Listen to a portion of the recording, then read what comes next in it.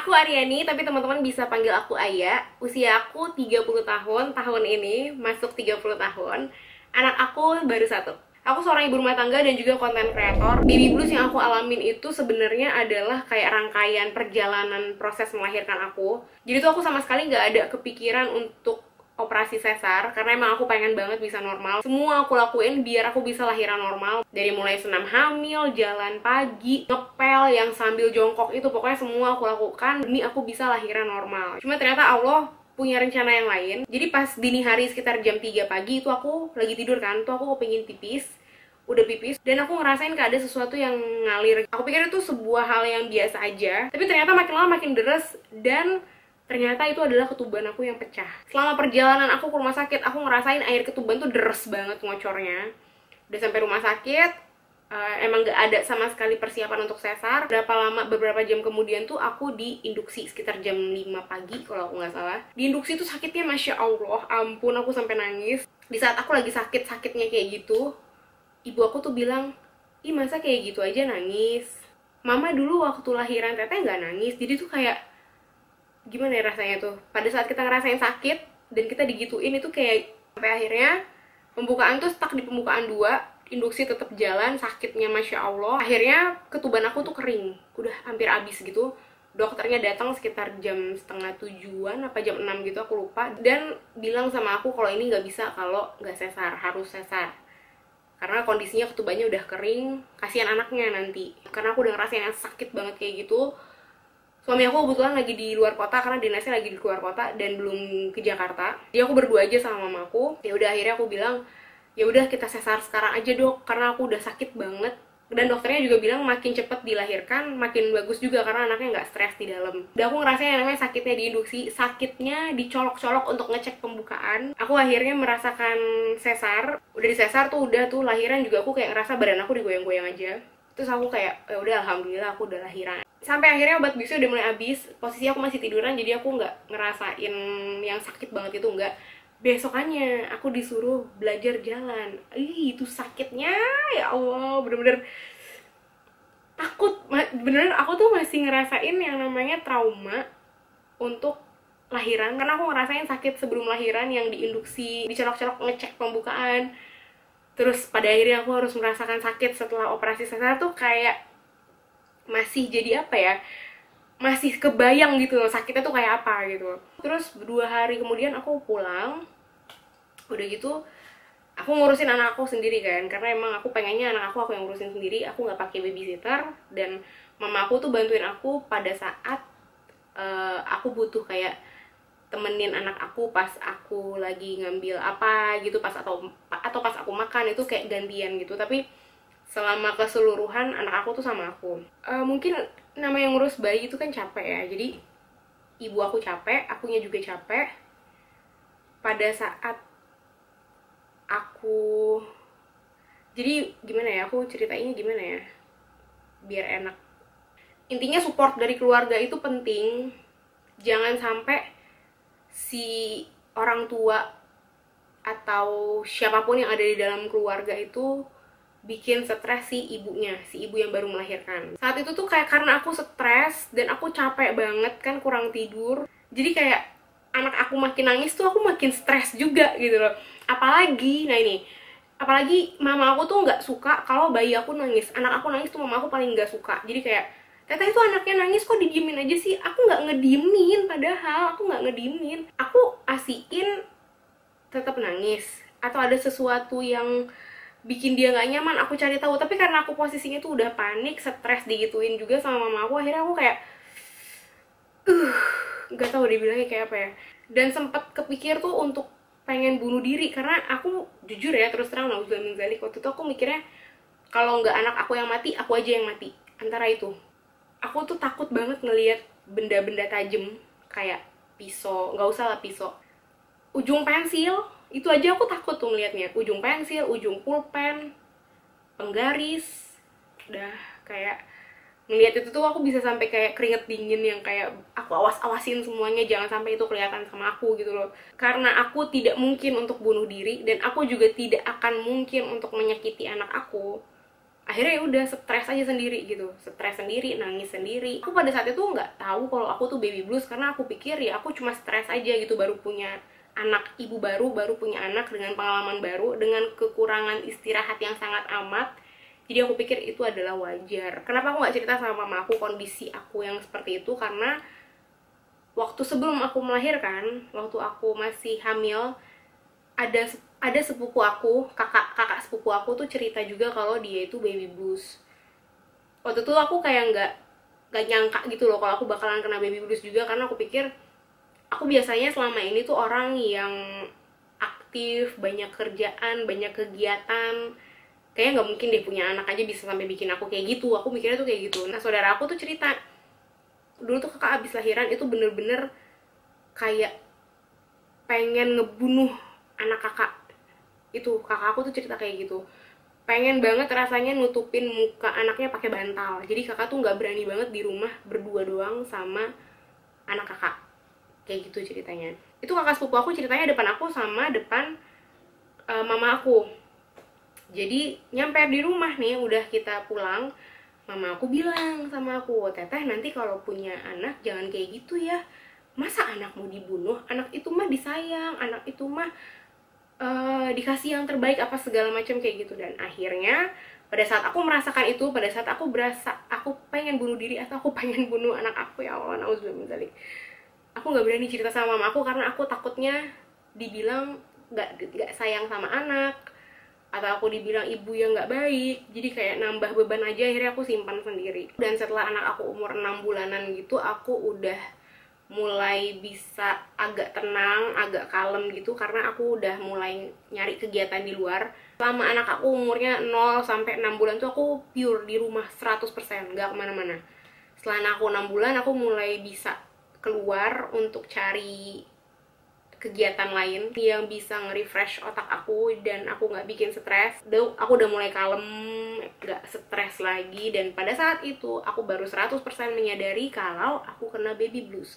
Bahkan setelah aku ngobrol sama teman-teman, itu mungkin cenderungnya udah depresi. Jadi selama 0 sampai anak aku usia 6 bulan tuh aku tidak menyadari sama sekali kalau aku kena baby blues atau malah cenderung depresi. Aku ngerasa kayak mungkin itu biasa aja karena aku ibu baru, pengalaman baru, dan kurang tidur. Ternyata tuh tidak biasa, dan aku ngalamin itu selama kurang lebih 6 bulanan. Postpartum depression itu is real ya guys ya gitu, karena memang tadi ada salah satu contohnya teman saya udah testimoni mengalami baby blues yang berkelanjutan menjadi depresi pasca melahirkan itu sampai 6 bulan. Sampai bayinya berusia 6 bulan. Coba bayangin, selama itu dia hidup merasa tidak bahagia bersama bayinya gitu loh. Dan ya you know, the struggle was real gitu. Jadi pada postpartum depression ini, apa yang kita rasakan pada saat kita mengalami baby blues ini tuh makin berlipat-lipat rasanya, 2 kali atau berkali-kali lipat. Rasa sedihnya, rasa tidak bahagianya, rasa capeknya itu jadi berlipat-lipat dibanding keadaan baby blues biasa. Hal ini terjadi karena ada penurunan yang sangat drastis jumlah hormon estrogen dan progesteron dalam tubuh wanita pasca melahirkan yang mengakibatkan perubahan kimia di otak sehingga mempengaruhi suasana hati. Lalu siapa aja yang mengalami postpartum depression ini?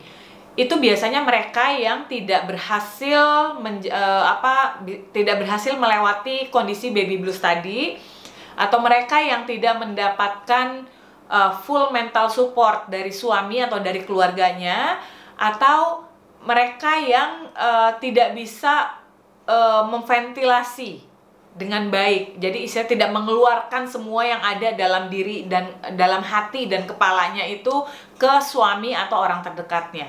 Kalau tadi kita udah tahu ya gejala-gejala baby blues itu apa, ada baiknya kita juga harus tahu gejala-gejala postpartum depression atau depresi pasca melahirkan ini supaya kita mengenali apakah kita mengalami gejala ini. Supaya apa? Balik lagi, we can do something about it, supaya kita bisa melakukan sesuatu dan memperbaikinya. Biasanya yang dialami itu adalah pertama, hilang semangat atau kesenangan. Jadi biasanya kita semangat banget ngurus bayi, ini kita jadi istilahnya jadi lesu lah ya, jadi nggak terlalu wah gimana banget gitu. Yang biasanya kita bangun tidur dalam keadaan happy, kita bisa berkomunikasi sama bayi kita gitu. Itu sudah pelan-pelan itu hilang. Lalu yang kedua, biasanya makannya itu tidak dalam kondisi normal. Jadi either makannya jadi lebih banyak atau jadi lebih sedikit. Gejala yang ketiga itu biasanya rasa cemas atau rasa khawatirnya itu semakin berlebihan. Cemas misalnya wah suami gue begini, atau nanti wah anak gue gimana nih, wah gue kayaknya nggak bisa nih akan mendidik dia sampai nanti dia besar lagi, wah nanti gue akan ngasih dia makan apa nih kalau dia udah besar, wah nanti gue sekolahin kemana sementara penghasilan masih segini gitu. Jadi udah kemana-mana tuh isi kepalanya, udah khawatir yang berlebihan banget, udah cemas banget. Gejala yang keempat itu biasa suka mikir yang aneh-aneh atau mikir yang nyeremin. Contohnya nih misalnya pernah, tapi saya waktu itu kan kondisinya baby blues ya, bukan depresi ya. Misalnya kita lagi mau gantiin baju anak gitu, terus kita taruh di changing table, lalu si anaknya, padahal anaknya nggak ngapa-ngapain, terus kita ngeliatin, terus cuman terpaku aja ngeliatin, sambil di dalam kepala ini mikirnya itu adalah wah jatuh nih dia nih, oh ini nanti dia berguling nih, oh nanti dia jatuh, begitu dia jatuh mukanya kan jatuh ke lantai, terus ini darah-darah semua, sampai yang kayak gitu loh. Ada banyak pemikiran-pemikiran lainnya, pasti setiap orang tuh beda-beda gitu ya. Tapi di saya tuh saya sempat kayak begitu. Ada yang mikir misalnya oh badan gue udah sekarang tuh berubah, ini suami gue pasti lagi macam-macam ini di kantornya. Lalu bukannya sibuk untuk breastfeeding anaknya, tapi sibuk ngecek-ngecekin suaminya. Nah seperti itu. Gejala yang selanjutnya itu adalah merasa bersalah atau merasa tidak berguna. Jadi itu aja yang menghantui hidupnya gitu loh. Jadi merasa bahwa masih kurang aja apa yang dia lakukan gitu. Bahwa dia tuh tidak cukup handal untuk ngurus anaknya. Dia tidak cukup handal untuk menjadi istri karena tidak bisa membagi perhatian gitu. Pokoknya kemana-mana deh mikirnya deh. Jadi merasa bersalah dan merasa apa yang dilakukan itu tidak cukup gitu. Gejala selanjutnya adalah rasa sedih dan nangis yang terus-menerus gitu. Kalau di baby blues kan memang tiba-tiba kita nangis ya, tapi kalau ini tuh udah frekuensinya tuh udah terlalu sering gitu loh. Dikit-dikit nangis, nanti dikit-dikit mewek gitu, sedih terus keadaannya. Dan kalau kamu sudah mulai punya perasaan males atau nggak mau atau takut berdoa sama si bayi, itu artinya kamu mengalami gejala postpartum depression. Dan yang selanjutnya, ini yang banyak banget dialami oleh beberapa teman-teman, tapi sebetulnya tidak harus di postpartum depression, di baby blues pun hal ini juga ada ya gitu. Cuma kan yang membedakannya adalah baby blues itu jangka waktunya 1-2 minggu, lebih dari situ sebetulnya kita sudah masuk fase depresi. Gejala selanjutnya itu adalah punya pemikiran untuk melukai bayi. Kalau di saya waktu itu suaranya tuh sangat jelas. Jadi yang saya alami itu saya melihat anak saya, bayi saya nangis, itu suaranya terdengar jelas banget di telinga untuk tutupinnya pakai bantal gitu, atau tarik aja kakinya gitu. Jadi untuk misalnya dia ngerasa nggak nyaman basah gitu kan, padahal masih bayi banget merah gitu ya, terus untuk ganti ininya, jadi kita kan biasa kan ngambilnya gentle gitu. Nah itu dorongan untuk nyuruh tarik aja kakinya gitu ke ujung tempat tidur itu tuh gede banget gitu loh. Nah untungnya kan saya masih bisa mengendalikan itu. Cuman beberapa teman-teman lain itu ada yang memang keinginan untuk melukai bayinya tuh ada yang memang untuk ada yang dilempar, ada yang mau ngejatohin gitu, seperti itu. Dan gejala yang paling akhir ini memang sudah pasti yang makin memperburuk semuanya ya, yaitu susah tidur tadi itu. Sama seperti yang di baby blues ya gitu. Ini semakin susah tidur karena isi pikiran kita itu jalan banget gitu loh, mikirinnya bukan mikir yang gimana-gimana ya, ada rasa cemasnya, rasa khawatirnya, ada rasa bersalah, semuanya itu beraduk jadi satu, kita pikirin masuk ke alam bawah sadar kita, sehingga tuh untuk tidur itu kita susah. Sehingga kan kalau susah tidur, artinya itu jadi semakin nggak seimbang ya produksi hormonnya kan, jadi semakin turun ya, jadinya hormon estrogennya yang memang untuk bikin kita rasa happy itu ya berkurang banget ya, jadinya ya udah semakin stres.